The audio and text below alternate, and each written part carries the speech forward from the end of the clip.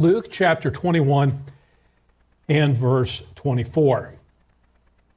And they shall fall by the edge of the sword, and shall be led away captive into all nations.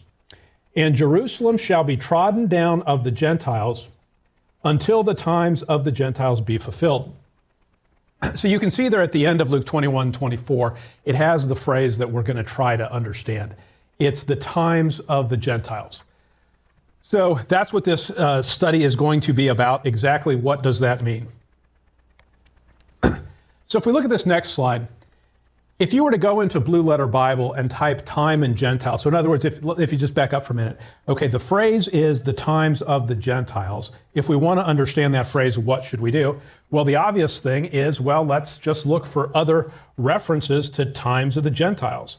So what we'll do is we'll go to Blue Letter Bible. I'm going to type T-I-M-E wildcard, G-E-N-T wildcard. So that'll get time and times and Gentiles. It'll get all of them. So let's run it. So the first thing it gives us is Luke 21:24. We just saw that. Ephesians 2:11. Wherefore remember that ye being in time past Gentiles in the flesh. That's really not the same construction at all. 1 Peter 4:3. For the time past of our life may suffice us to have wrought the will of the Gentiles. That really doesn't, it's not the same phrase at all. So running the Blue Letter Bible search with time and Gentile doesn't give us much additional clarity. So let's go back and let's look at the next slide. So here's what is called the traditional hypothesis, 606 BC.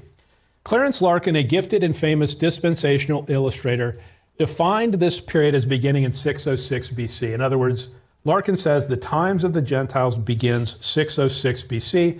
Many teachers and commentators blindly follow this chart today. In some sense, it seems reasonable Jerusalem was conquered, but is it scripturally accurate? So I want to start by, let's look at a couple of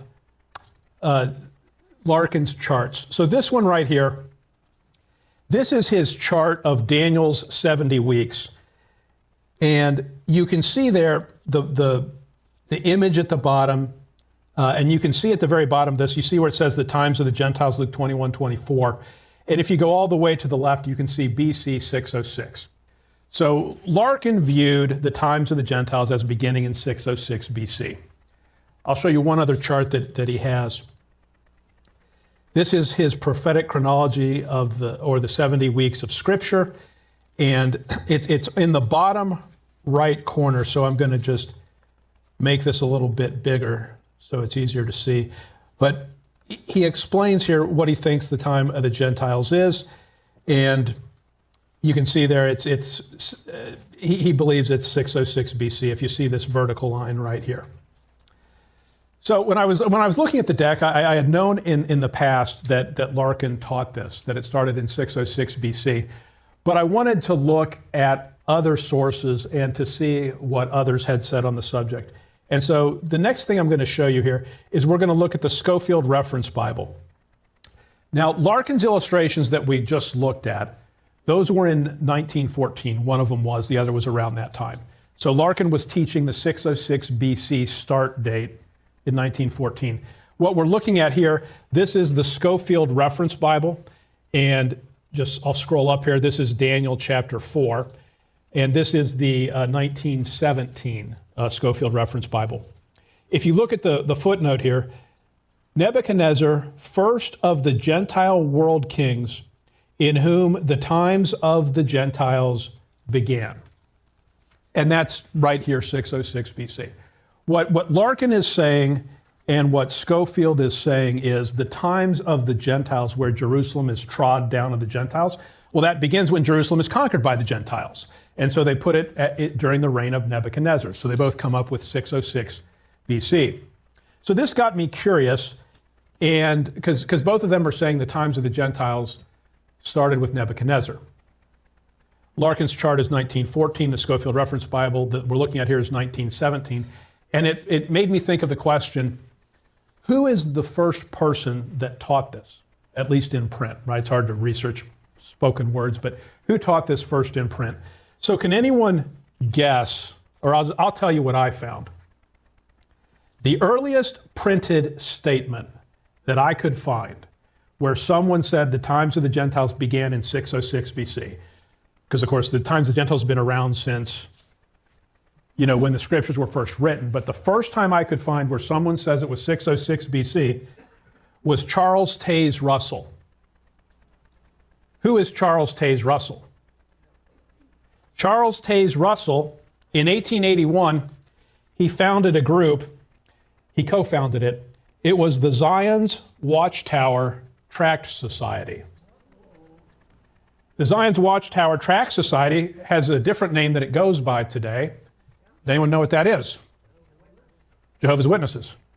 So Charles Taze Russell, in 1881, he founds the Zion's Watchtower Tract Society. That subsequently becomes the Jehovah's Witnesses, and he is the first one that I could find. Maybe there's someone before him. I don't know. There could be.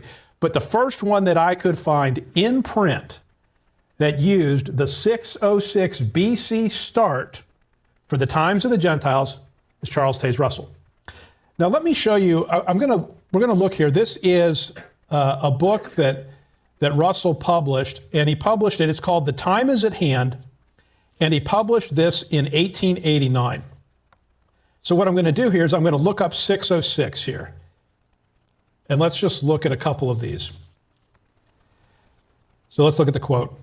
"The Bible evidence is clear and strong that the times of the Gentiles is a period of 2520 years, 2,520 years, from the year BC 606 to and including AD 1914. So let's understand exactly what he's saying. Times of the Gentiles starts here, 606 BC, and then there is 2,520 years, and that brings you to where? 1914. Let's look at some other things that are included in here. So this gives us the date of the beginning of the times of the Gentiles, BC 606. So he's clearly saying 606 BC. Now bear in mind the date already found for the beginning of these Gentile times, BC 606. Since, as we've already shown, the Gentile times began BC 606. So you can see it again and again and again. So let's now put this together. He says 606 BC is the start of the times of the Gentiles. By the way, what is 7520? What numbers is that composed of? Anyone know? So it's 2520, okay? And that is, what is that mathematically? Do you remember when you had to do, you had to factor large numbers? What that is 7 times 360. And so what Charles Taze Russell concluded, I'm not saying this is right, I'm just giving you his methodology, the times of the Gentiles start in 606 BC. Then if you run 7 times 360, 2520, you end up with 1914. And what is it that happens in 1914? And you're going to say the Red Sox trade Babe Ruth. No, I don't think it's that year. What happens in 1914? Well, the Jehovah's Witnesses believe that Christ's heavenly kingdom began in 1914. That's when it started to operate. And in 1914, when Christ's kingdom begins at that time, Satan is expelled from heaven. And therein, that officially commences the last days. So 1914, according to Jehovah's Witnesses, is Christ's heavenly kingdom begins, Satan is expelled, the last days begin. So let me just ask you this. Did the last days begin in 1914? And none of that is accurate. But that I share that with you because now maybe someone will do additional research and find an earlier date, and that'd be great. And if you do, share it with me. I'd love to have it. As best I can tell, and you've seen Charles Taze Russell say it multiple times in that book in 1889, he dates it at the times of the Gentiles as starting 606 BC. That number is then repeated by Larkin. It's repeated by Schofield, but obviously Charles Taze Russell wrote it down first. So let's go back to our slide deck here.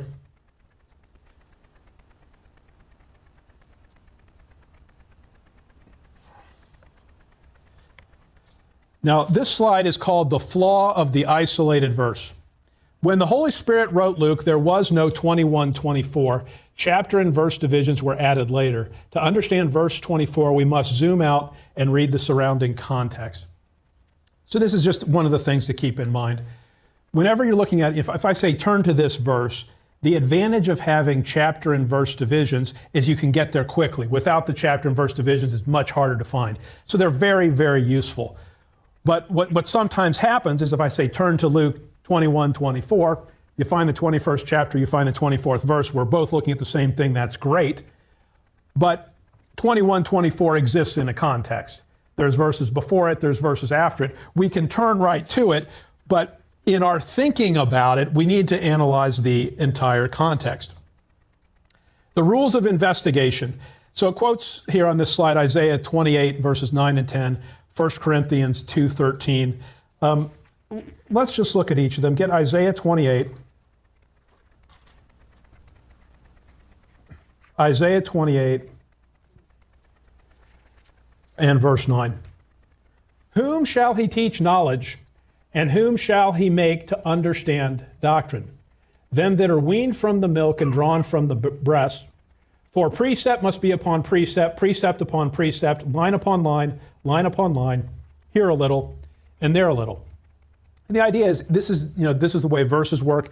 This is the way logic works. This is the way geometry proofs work. So let's do geometry because that's simple. You remember doing geometry proofs in high school, and you go from one line to the next line to the next line.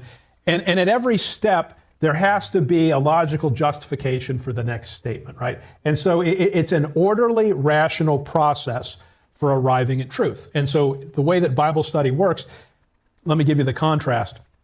Have you ever seen someone preach where they stand up and they say, my text today is, and they read 4 verses, and they could, for all practical purposes, they could close the Bible because now they're going to give you 30 to 40 minutes of opinion. In other words, they read their text and now they're just going to talk. That is not a productive approach to Bible study. A productive approach to Bible study is line upon line, here a little and there a little, so that you're assembling pieces of a puzzle to form a coherent picture. Get 1 Corinthians 2:13. 1 Corinthians 2:13.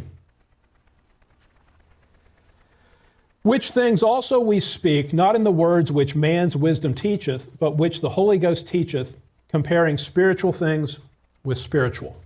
And so the very way that we're supposed to study is to compare spiritual things with spiritual, to compare verse with verse. Let me give you this as an illustration. Have you ever had the experience of you see 2 verses and they seem to contradict? They seem to say different things. But when you study them out, you realize, oh, they're saying slightly different things, but here's how they can be reconciled. And now what you have is a far greater understanding because you have 2 verses that say slightly different things. They're each telling you something. So it is the process of comparing spiritual things with spiritual that leads to understanding. Get with me 2 Corinthians 13, verse 1. 2 Corinthians 13 and verse 1. This is the 3rd time I am coming to you. In the mouth of 2 or 3 witnesses shall every word be established. Now you're familiar with the Old Testament standard of proof. To convict someone of a crime, it required evidence from 2 or 3 witnesses. Well, the same concept is applicable in Bible study. You don't want to base a doctrine on a single verse. You want to have multiple verses that you stack one upon another in order to prove something. So you want to compare spiritual things with spiritual, and you want to have multiple witnesses. So clue number 1, we're going to look at the immediate context. So let's go back to Luke 21. We're trying to figure out what the times of the Gentiles means, and we're going to look at the surrounding context. Now, before we do that, I'm going to ask you this question. Before we read Luke 21, I'm going to ask you this afterwards. Is Luke 21 describing something that happened 600 years before or something that was yet future. So let me draw it this way. Luke 21 is right before the cross, right? In other words, Luke 21 is describing events that took place right there before the cross. So when we read Luke 21, is it talking about something 600 years in the past, or is it talking about something in the future? So let's look at it together. Luke 21, verse 20. Luke chapter 21 and verse 20. And when ye shall see Jerusalem compassed with armies, then know that the desolation thereof is nigh. Then let them which are in Judea flee to the mountains, and let them which are in the midst of it depart out, and let not them that are in the countries enter thereinto. For these be the days of vengeance, that all things which are written may be fulfilled. But woe unto them that are with child, and to them that give suck in those days, for there shall be great distress in the land, and wrath upon this people. And they shall fall by the edge of the sword, and shall be led away captive into all nations. And Jerusalem shall be trodden down of the Gentiles until the times of the Gentiles be fulfilled. And there shall be signs in the sun, and in the moon, and in the stars, and upon the earth distress of nations, with perplexity, the sea and the waves roaring, men's hearts failing them for fear, and for looking after those things which are coming on the earth. For the powers of the heaven shall be shaken. And then shall they see the Son of Man coming in a cloud with power and great glory. Now, when you read Luke 21, when you read that passage, is it talking about something in the past? Or is it more than obvious talking about something in the future? It's just plain, right? It keeps using shall, and when these things, and then shall they see. It's all clearly future oriented. Go to verse 24. Look at the last half of the verse. And Jerusalem shall be trodden down. Isn't that forward looking? It seems to me that it is. It's talking about something that happens in the future. Now, look then at verse 27. And then shall they see the Son of Man coming in a cloud with power and great glory.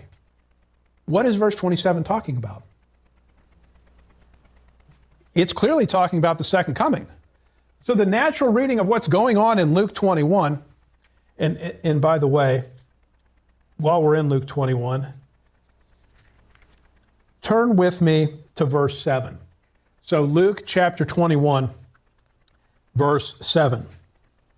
And they asked him, saying, Master, but when shall these things be, and what sign will there be when these things shall come to pass? What's obviously happening, the disciples before the cross are asking the Lord, what are the signs of when the second coming is about to happen? It's obviously forward-looking. It's looking at the future. This slide is called the parallel witness.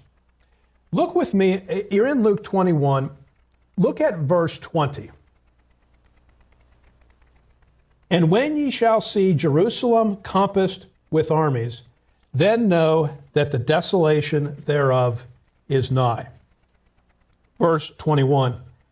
Then let them which are in Judea flee to the mountains, and let them which are in the midst of it depart out, and let not them that are in the countries enter thereinto. Now keep Luke 21, but get Matthew 24. Matthew chapter 24. And we're going to look at verse 15. Now, by the way, just as a general matter, Matthew 24 and Luke 21 are very parallel chapters, if you sit down and read them. Notice with me Matthew 24:15. When ye therefore shall see the abomination of desolation spoken of by Daniel the prophet stand in the holy place, whoso readeth, let him understand. Then let them which be in Judea flee into the mountains. So notice the comparison. Matthew 24 says, you flee into the mountains when you see the abomination of desolation. Luke 21 says, verses 20 and 21, and when ye shall see Jerusalem compassed with armies, in verse 20, that's 21, then let them which are in Judea flee to the mountains. So Matthew 24, 15 and 16 is directly parallel to Luke 21, Luke 21 verses 20 and 21. What that tells you is when the abomination of desolation is set up, something else happens at that same time. Jerusalem is compassed with armies. Why do those two things happen at the same moment in time? The reason why those two things happen at the same moment in time, what does Satan want to prevent when the abomination of desolation is set up? He wants to prevent people escaping.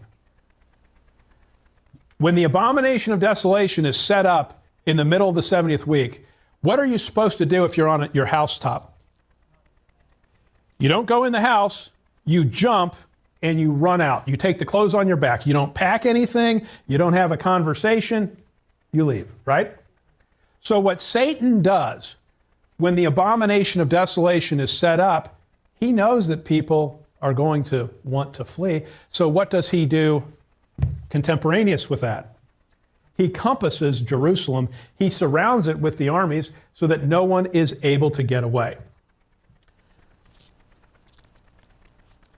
Now, look with me at this slide. This one is called Narrowing the Timeline. Look with me. You have Matthew 24. And look at we'll read from verse 15 and we'll go down to verse 21. When ye therefore shall see the abomination of desolation spoken of by Daniel the prophet stand in the holy place. So the abomination of desolation is set up in the temple. Whoso readeth, let him understand. Then let them which be in Judea flee into the mountains. Let him which is on the housetop not come down to take anything out of his house. Neither let him which is in the field return back to take his clothes. And woe unto them that are with child, and to them that give suck in those days. But pray ye that your flight be not in the winter, neither on the Sabbath day. Now notice this. For then shall be great tribulation, such as was not since the beginning of the world to this time, no, nor ever shall be. When does the great tribulation start? It's right here, isn't it? The great tribulation doesn't start until the abomination of desolation is set up. Now, think about this with me if you would. The great trib is the second half here. The abomination of desolation is the same thing where Luke talks about being compassed with armies, right? Same starting point. Look with me. So you see on this slide, you see the point here. The Great Tribulation is the second half, and Jerusalem is not trodden down during the first half. So hitting a wall in the search. Here's what's going on. So if you look at Jerusalem shall be trodden down of the Gentiles, if you run the word Jerusalem, you're going to get 800 hits. You're going to get a bunch. If you run Gentiles, you get 129 hits. If you run trodden, you get 27 hits. And we won't do this, but if you run all of those together, you're still not going to find a cross-reference for Luke 21:24. I'll leave that as an exercise that you can check on yourself. But notice something. So this is what Brother Ivar calls the forensic linguistic breakthrough. So the word trodden, that's past tense, right? Jerusalem shall be trodden. If you ran trodden here, it wouldn't pick up tread, would it? And so one of the things you need to think about whenever you're running cross-references or you're using key words is there another form of this word, or is there a synonym? So if I want to do a study on faith and I run all the verses on faith, I should probably also check the verses on believe, shouldn't I? So you just need to be very thoughtful about that. So what happens here, if you run the word tread, I want to show you what you come across. This is the smoking gun. So look with me at Luke 21:24, get that passage, but then get Revelation 11:2. So we're going to look at these two together. Luke 21, verse 24. Get that one and keep it. But also Revelation 11, verse 2. And this is one of those things where we want to compare verse with verse. So Luke 21:24, let's read it again. And they shall fall by the edge of the sword, and shall be led away captive into all nations. And Jerusalem shall be trodden down of the Gentiles, until the times of the Gentiles be fulfilled. And the problem so far is we can't find anything about times of the Gentiles. We can't find anything about Jerusalem shall be trodden down of the Gentiles. Look at Revelation 11:2. Revelation 11:2.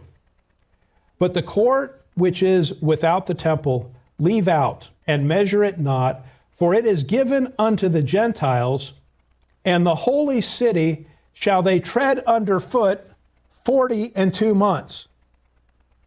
Now, do you see how that cross-reference fits perfectly? It doesn't use Jerusalem, it uses holy city. It doesn't use trodden. Instead, what it says is tread. So there's some differences that you may not have picked up in the simple Boolean search, but it's saying the exact same thing. So now let me ask you this question. Based upon Revelation 11:2, how long does the times of the Gentiles last? 42 months or 3.5 years. Well, gee, is there any 3.5 years that we have identified so far? Isn't that clearly that right there? So what that tells you, I think, is the times of the Gentiles, it starts here, starts with the abomination of desolation. How long does it last? It lasts for 42 months or 3.5 years. The verdict. So 42 months equals 3.5 years. It's the last half of the 70th week. If you think about Luke 21, remember when we were looking at Jerusalem shall be compassed with armies, and then afterwards it talks Jerusalem shall be trodden down of the Gentiles. The starting point for both of those is the middle of the 70th week. It's when the abomination of desolation is set up. So now let's redraw the timeline.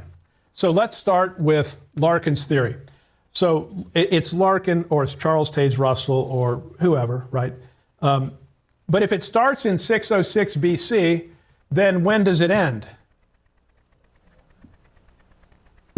602. But that just doesn't make any sense, right? Because if you view it as Jerusalem being conquered by Babylon, did the conquering by Babylon end in 602? I mean, it clearly didn't. But if you take the scriptural approach and it begins with the abomination of desolation, then there's 3.5 years. And what puts an end to the time of the Gentiles? The second coming puts an end to it. Now, I should just say this before we go on. Larkin, Schofield, all of, when people are pioneering things, they don't get everything right. And we don't get everything right. And if you think you have it all right, then, that's the first thing you've got wrong. So the point of these things is not to sit here and say, well, Larkin was a big dummy and Schofield was a big dummy, and thankfully I'm here because I can fix all their errors and, woo-hoo, look at me. No, that's just a bunch of silliness. But the takeaway is that when you read something, prove all things. When you hear something taught, search the scriptures. So men's opinions don't really matter one way or another. What matters is what the verses say. And what we're seeing here is that the widely accepted understanding of when the times of the Gentiles begin, it's just simply mistaken because it wasn't reading Luke 21 closely enough. It wasn't paying attention to the future context, and it wasn't appreciating the key cross-reference in Revelations 11, verse 2. The danger of the answer key. So I don't know if any of you remember this. Do you remember being in grade school and you would have a math book, and then your teacher would have the teacher's edition, and the teacher's edition had all the answers in it? And so what happens is, obviously, they didn't give the students the teacher's edition because they want the students to do the work. But the teacher's edition, if you're trying to figure out what the right answer is really helpful because you can turn to what it is. We all understand that, are familiar with that concept, hopefully. What I find to be the case, and I've just seen this happen in Bible studies and otherwise, is some topic will be discussed and someone will say, well, my Bible says, and they'll point to a footnote, and the footnote says, this is how you should interpret the verse. This is my opinion, you can decide. When people do that, they kind of sometimes think, well, I've got the answer key, right? The answer key is at the bottom of the page, and so I can check there. And mine may differ from yours, but if we read all the different answer keys, then one of us will tell us the right answer. Maybe, could be, but if you don't study it for yourself, you'll never know, right? You'll just be taking another man's word for it. Instead, what you need to do is you need to search the scriptures. You need to prove all things, because that's what we have responsibility to do. So with that, the Independent Student's Toolkit, you don't need commentaries to find the truth. You only need a Bible, a concordance, and the willingness to do the work. Teachers can help, that's true. But at the judgment seat of Christ, you are ultimately accountable for what you believe. Prove all things. And so hopefully that's the takeaway of this lesson. What we need to do, let me put it in this form. Let's say that a Bible teacher says something and it's true. It's accurate. And then what you do is you repeat that. When you repeat that, you are making a correct statement. But you may just be robotically saying that. You own the truth in a deeper way. When you search the scriptures, you look at the references, and you're not guessing, you're not repeating, you know, because you've done the work. There's a big difference between I think and I know. Until you do the study, until you do the work, you're just thinking, you're just guessing. You know from actually going verse by verse, searching the scriptures and proving all things.